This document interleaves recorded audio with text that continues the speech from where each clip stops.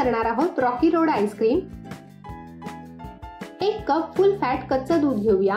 त्यात 2 टेबलस्पून पिठी साखर, पाव cup milk powder, 2 teaspoon cornflour, चिमूटभर मीठ आणि 2 टेबलस्पून कोको पावडर टाकून मिक्स करून घेऊया।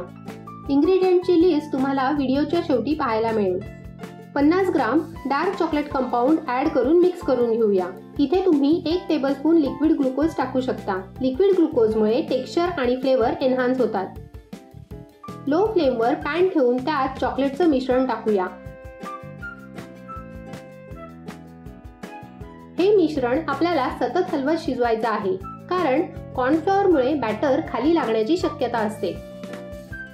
साधारण 6 ते 8 मिनिटात मिश्रण रेडी होतं। मिश्रण रेडी आहे। गॅस बंद करून मिश्रण गार करून घेऊया। एका मोठ्या भांड्यात बर्फाचे तुकडे टाकूया। ज्या भांड्यात क्रीम व्हिप करायची आहे ते भांड ह्या भांड्यावर ठेवून त्यात 1 cup chilled melted whipping cream add करूया। मार्केटमध्ये बऱ्याच कंपन्यांची व्हिपिंग क्रीम मिळते, त्यातले हायर ग्रेडची व्हिपिंग क्रीम घ्या।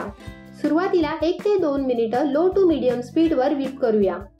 नंतर हाय स्पीडवर सॉफ्ट पीक येईपर्यंत व्हिप करूया। व्हिपिंग क्रीम नेहमी फ्रीजरमध्ये स्टोअर करा आणि जेव्हा तुम्हाला आईस्क्रीम करायचं असेल त्याआधी फ्रीजमध्ये काढून ठेवा।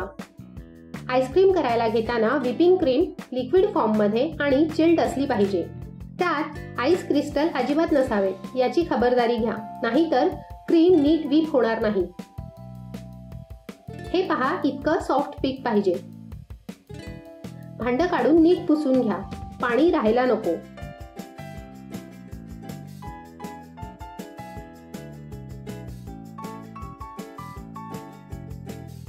व्हिप क्रीम रेडी आहे। त्यावर चाळण ठेवून चॉकलेटचं तयार केलेलं मिश्रण टाकून गाळून घेऊया।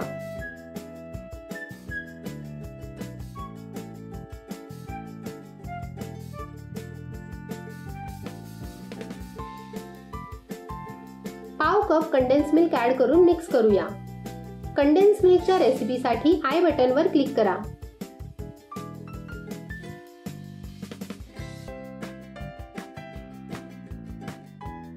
बीटरने मिक्स करून घेऊया।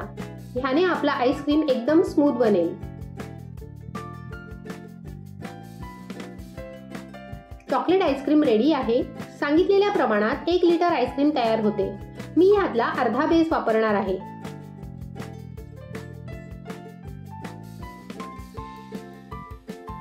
त्यात 2 टेबलस्पून चॉप्ड बदाम, 2 टेबलस्पून चॉप्ड काजू, पाव कप चॉप्ड मार्शमेलो, 2 टेबलस्पून जेम्सच्या गोळ्या आणि 2 टेबलस्पून चोको चिप्स टाकून मिक्स करूया।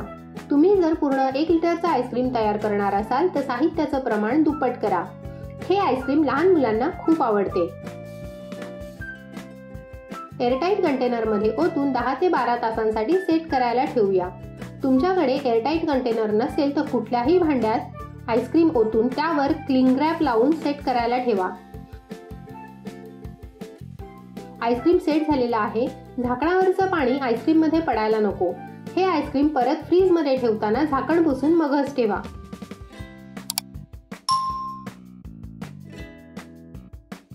रॉकी रोड आईस्क्रीम तयार आहे। जेम्सच्या गोळ्या आणि चॉकलेट सिरपने गार्निश करूया।